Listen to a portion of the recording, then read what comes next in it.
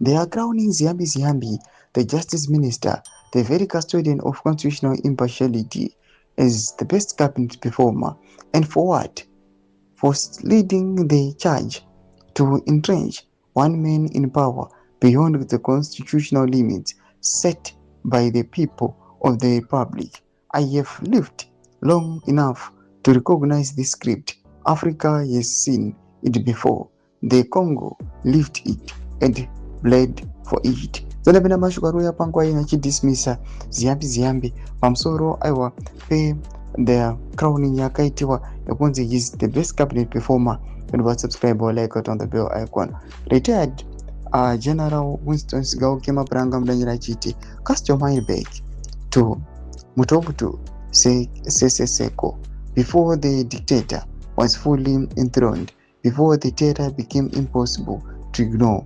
They were men in suits, ministers, party functionaries, legal craftsmen who were celebrated, rewarded, and elevated for doing exactly what Ziyambi is doing today. They bent their offices, they twisted their professional mandates, they clothed naked ambition in the language of patriotism and constitutional process. They were the front runners of the Mobutu's Prominence project, and history did not forget them. History did not forgive them. The Congolese people certainly did not. The Justice Minister of any sovereign republic holds a sacred trust. His office is not a partisan instrument.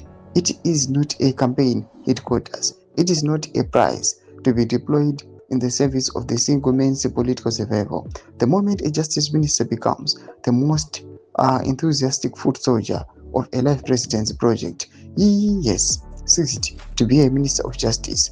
He has become a minister of manipulation. What Ziyambi has done and what those who celebrate him are applauding is a betrayal of the office, a betrayal of the constitution, and a betrayal of every Zimbabwean who believed that 2017 marked a genuine rupture from the politics of perpetual incumbency. Congolese history does not belong only to the Congo. It belongs to every African nation that refuses to learn from it. We are watching, we remember, and we will not be silent.